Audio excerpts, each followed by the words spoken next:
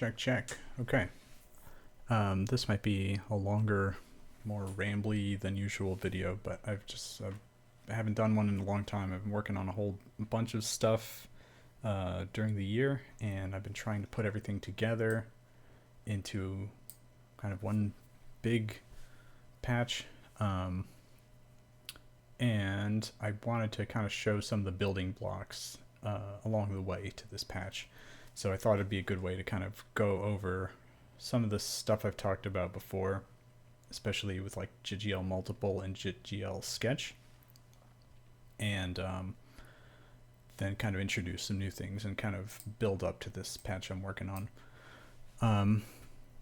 So, I mean, first of all, like this is the JitGL multiple stuff I was doing. I think I showed it in another video, but it's pretty basic. Like you've seen this in other patches, other jitter tutorials probably. You can send some noise. You can kind of process that noise. I'm just doing a little centering thing. So instead of going, all of these values go to zero, from 0 to 1, instead I just subtract them, so they go from negative 0.5 to 0.5. Scaling that, which you don't even really need gen for, but whatever. You can take that matrix and make it the position. All of those values from the noise become the position values for every instance of this grid shape. I do this thing that I like where I slide between the matrices, which is what gives it that kind of smooth animation. Like if you do this, they just jump to different positions, and this slides everything smoothly. So you can take this part of the setup and really all this and reuse that for a whole bunch of different things. Basically anything that JitGL multiple can control, like position, scale, and rotation. And I showed that in another video. This thing, I've tried playing around with different things that JitGL multiple can target. For a long time I was just doing grid shapes. I wanted to incorporate Play-Doh for a while, JitGL Play-Doh, because it has some cool, it can do cool shapes. So I wanted to do that with JitGL multiple, and that works. But one thing I don't like about that is you can't change the shape with JitGL multiple. That would be awesome if you could just like change the shape per instance. It's a little thing, but whatever. So that's kind of, I call it step one. I have all these different little template patches for JitGL multiple ideas. So I'm gonna close that guy. Kind of jumping to something else you can do with multiple.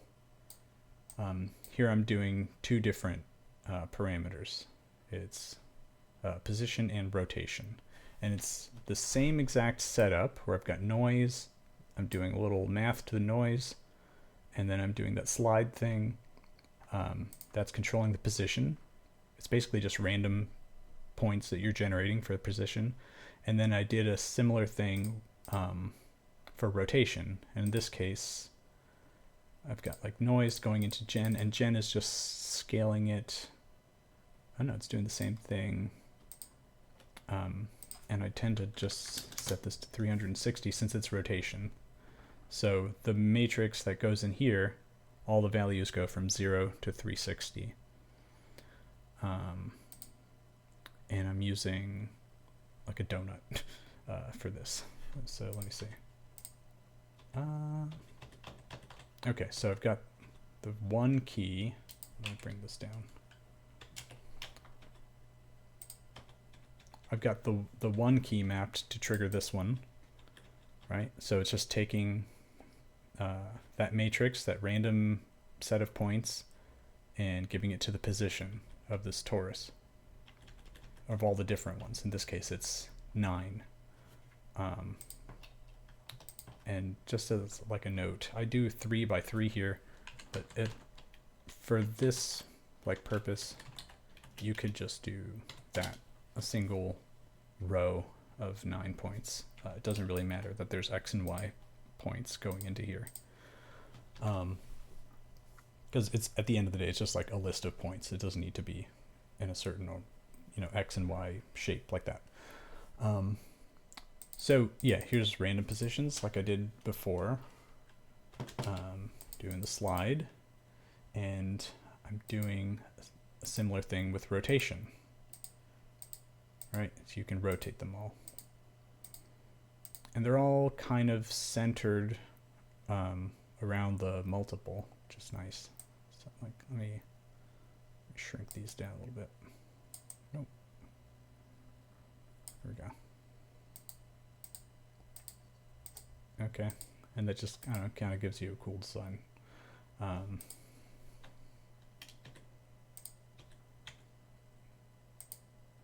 Here we go. I had like a little preset saved up. Okay, so I don't know, I found that I've kind of like, I'll sit on the couch and I'll play around with JitGL multiple and make like one patch like this that does this one thing. And I don't know what else to do with that, or I didn't know what else to do with that for a long time, and I have like dozens of these patches where it's just like one little idea in jitter, and I could hook that up to something like pcamp, and like change the scale maybe, or something like this. Just hook up, pcamp to some parameter and kind of make the whole patch like throb whenever there's a kick drum or whatever. In some of my other patches and videos, like I was showing that I was doing that kind of stuff with MIDI, sending MIDI from Ableton into Max and using that to kind of make the patch reactive. But there's still kind of this thing where it's like one thing in the center of the screen that's moving, not moving very far. And I wanted to try and do something different with that and incorporate all these little patches I made. So I swear I'm going somewhere with this. So something I found out about JitGL multiple is that you can give it a target name. And you can target different objects based on their name. So here it's just two grid shapes. Yeah, they're not like directly connected to the multiple object. A sphere and a square, and you can swap between them. Let me see if this works, because I could have sworn I could do this with a node. I think I showed that in another patch. Yeah, okay. Anyway, so you can change the target name of JitGL multiple. This was kind of helping me get to where I wanted to go.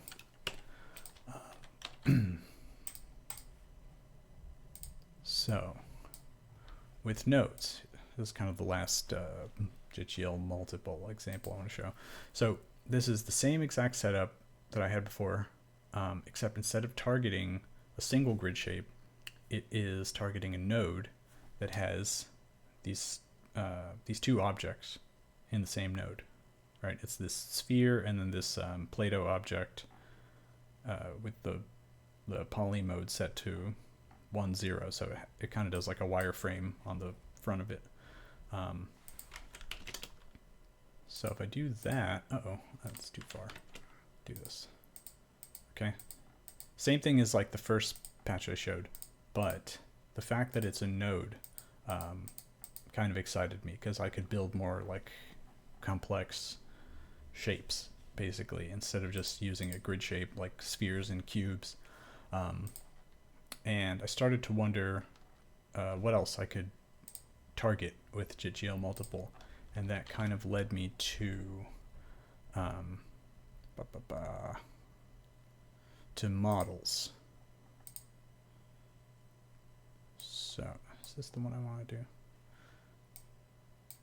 Let me show the thing I was trying to show. Okay, yeah, so I've got a model already preloaded in there and a note about a bug, whatever. So here I'm taking just a blank matrix, sending it into gen. Actually,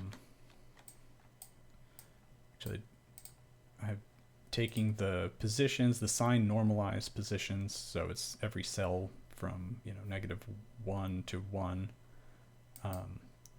I take the z component, scale it, and that gives me this. Now, so all of these, when I send it a bang, the positions they're getting are -1 on the z to 1. If I scale it up to 2, now it's -2 to 2, blah, blah. But the fact that it's a model is also real cool to me. That kind of overlaps with JitGL Sketch, which I did a couple of things with JitGL Sketch, mostly these like line drawing timeline type of videos where I'm moving like on the z-axis and drawing stuff along the way. This gets a little complicated here, but the main thing, maybe I'll just like copy, let me do this first. This is also forcing me to like go through all these old patches and fix stuff I did that doesn't make sense. JitGL Sketch. Okay. JitGL Sketch has a command called draw object. So like if I make, no, come on. GL. That's all I wanted. And I gotta give it a name. So name, in this case.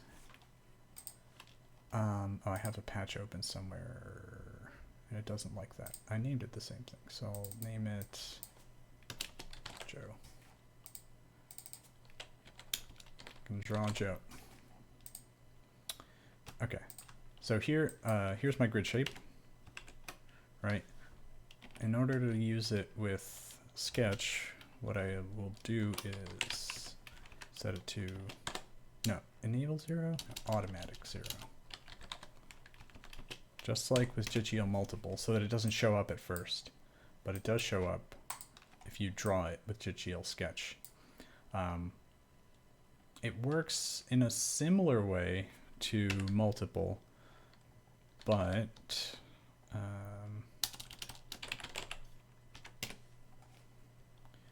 just set up a little camera, position, back it up. Okay. But with JitGL Sketch, you need to kind of set the position that it's going to draw something at. So I'll give this a little material.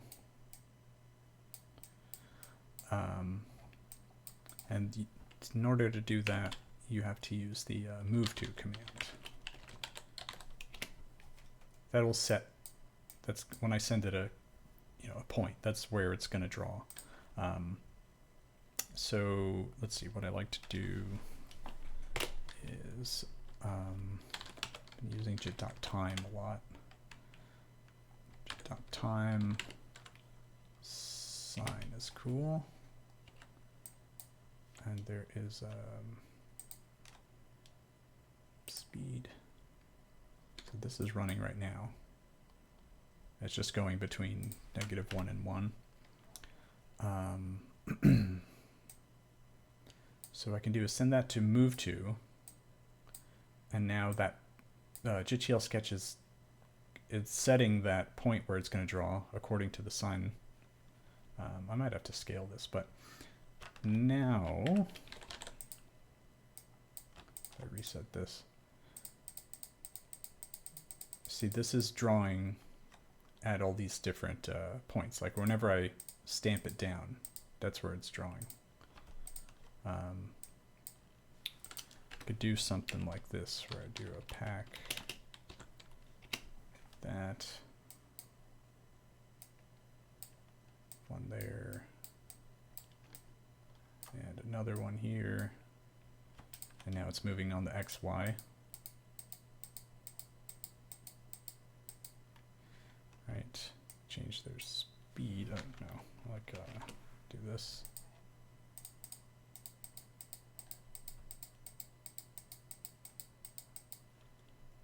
All right, and I don't know if I wanted to spread that out more, I'd have to scale these. I could probably do that with like this.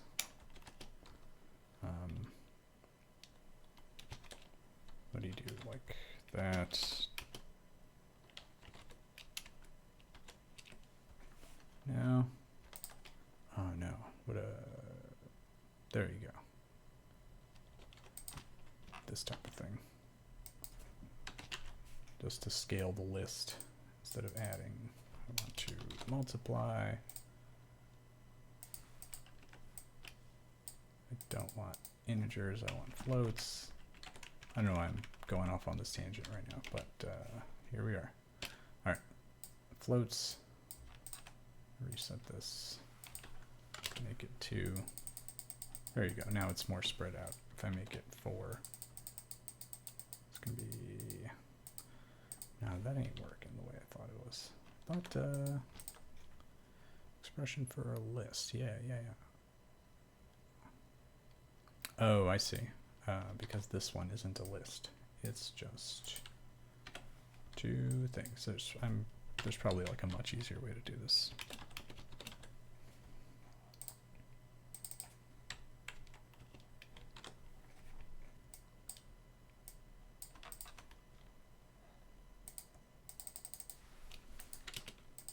There we go. Okay. Anyways, whatever. Now this list is being multiplied by this list, which is 4, 4, 0.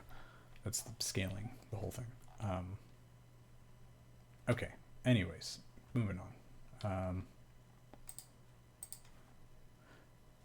So there's kind of these 2 ways of thinking about instancing stuff there. There's jitter multiple and sketch.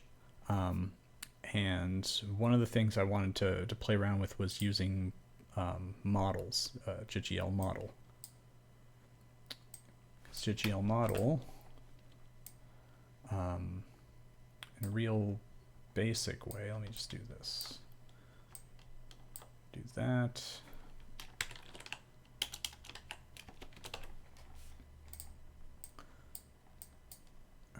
jitter model will let you take a model, like I've got a real low poly one here, load it in. Load it in, not to the material. Not there, into there, into there. Cool. Cat goes in there. There's my cat. Why don't I put this handle on there? There you go. So you get that model. So one model's cool. If you hook this up to jitter multiple, you could get like a bunch of copies of the same model. But I immediately was like, how do I get multiple models happening? I want a bunch of different models on the screen at the same time without just copying jitter model over and like putting a bunch of different models in there, which actually is kind of what I ended up doing in a certain way. So you could do that. You could also, let me back this way up.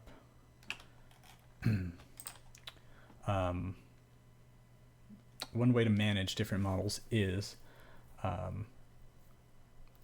you can store a list inside of a call. Let me say this right here. Oh, it doesn't know where that. Yeah, you don't know where that is because I called that something else. Okay. Incredible. So let me back up to how I got this all this information in this call.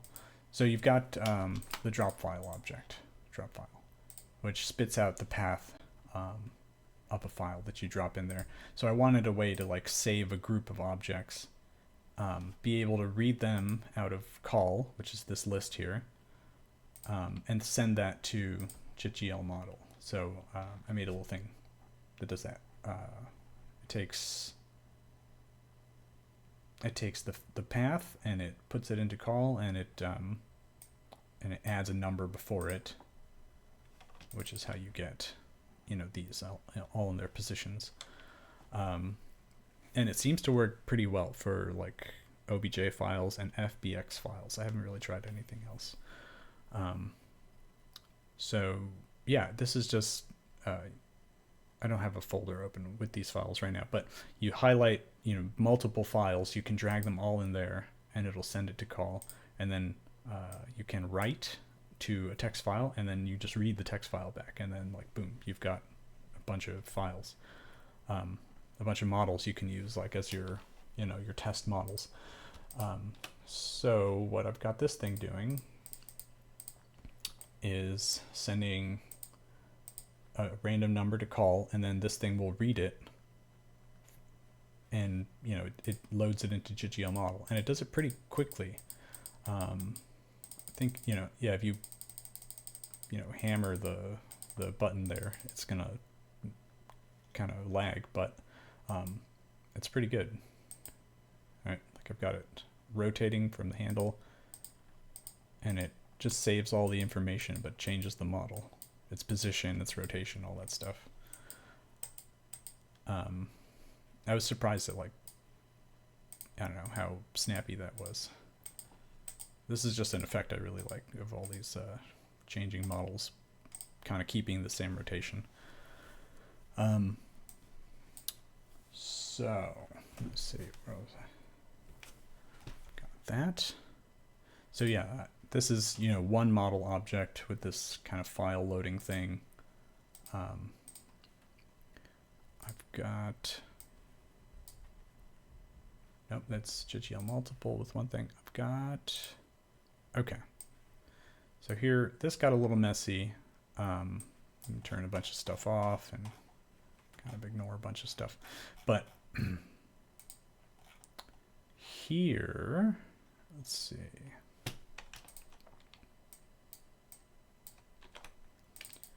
Here I've got that same setup with the drop file and the calls, call object, and it's that same list actually.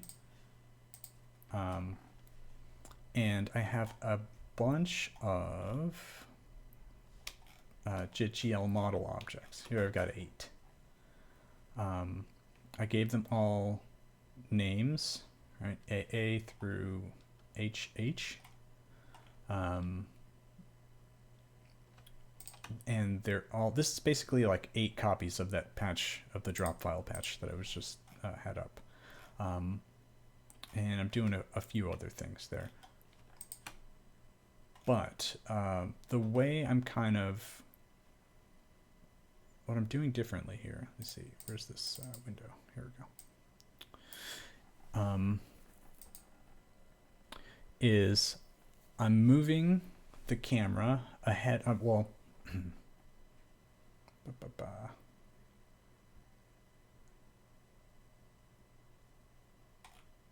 where's my like main position coming from? Position from there. Oh, actually, I'm not using jit.time. Here I'm just using a line object. Right, regular line object. You tell it to go from 0 to 100 over 60 seconds. You spit out this number, and I use that number as the Z value of a position. All right, and I have some other patches where all I do is, instead of using all these patch cables, I'll make a send object called origin, and then I'll do the receive patches to get that point to a bunch of different objects. Anyways, so I'm using line to go from 0 to whatever number, right? In this case, I'm going 0 to 100, and it's taking a minute to do it. The camera is ahead of that position a little bit, because if it's, if it's right in front of it, you can't really see the stuff that's drawn correctly. So here I'm ahead of that point, and you can also kind of, you can change the, oh, why is this being so weird?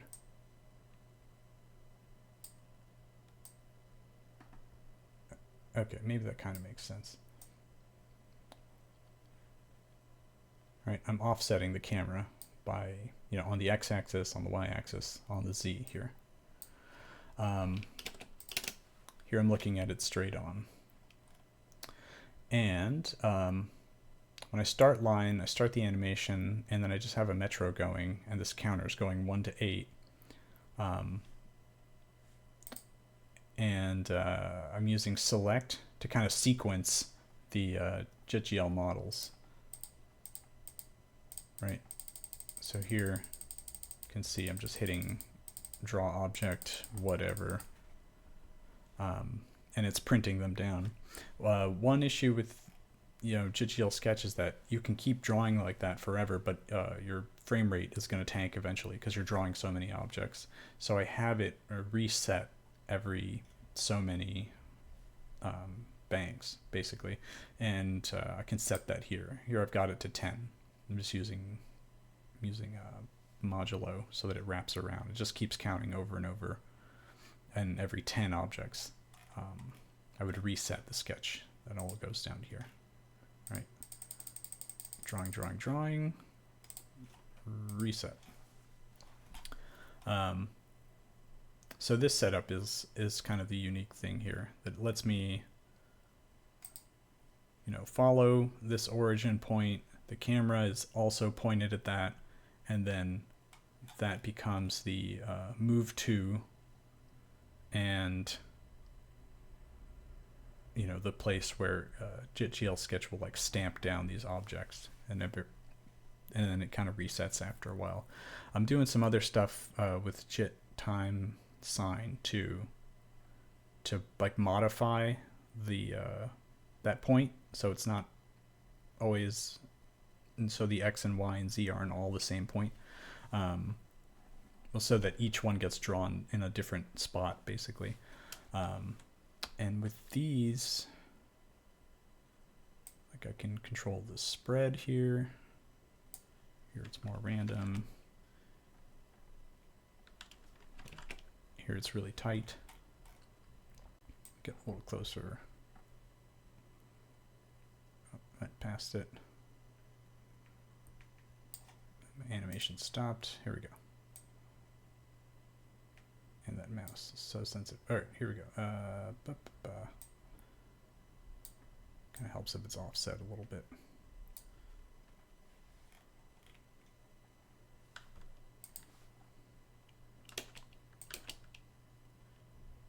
Right. Spread this out a little bit more. There we go. So here, like the x-axis, the frequency of this, it's an LFO. I'm just using it as an LFO to drive these different parameters. So this X is like, it's going, frequency to, you can change the speed of it. You can't really see the effect. You can't really visualize this sine wave that's coming out. And here I've got like Perlin noise. But, that's what's causing these to be printed at different spots. So that's how I got all these different objects being drawn on the screen. That wouldn't work really with JitGL multiple, at least not the way that I know how to use it. One other thing is that like I had in that other patch, my kind of more basic patches, I can randomize each one of these 8 objects, and I can change their scale. All right, let me spread this out a little bit.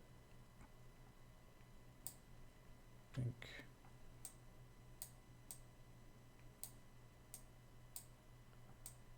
change these. There we go.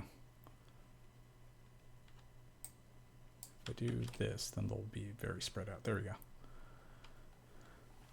So, you know, again, the camera is facing back towards 0, 0, 0, the origin point, and it's moving away. It's kind of a little ahead of that origin point.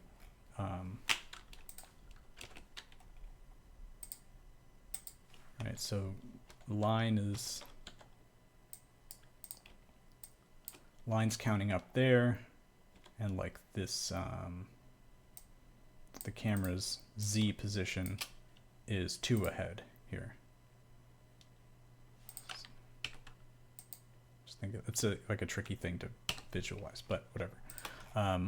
Okay, so I don't know. I thought that was like a fun patch in the first place, just spitting out a bunch of random 3D models. And by the time I got done with this, like, I was a little frazzled because it took a while to even get to this point. But I thought, you know, what else can I do? So I started, I draw the JitGL sketch to a JitGL node, right? Layer 1, it's rendering to this node, layer 1. It's capturing that texture and spitting it out. And then I can use that as a kind of like a video layer. All right, so I'll do this.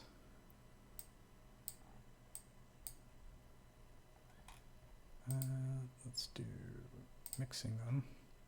All right, so I've got the dry signal here and the wet signal, video effect there. Colorizing it, this thing is crazy colors and some other color processing stuff.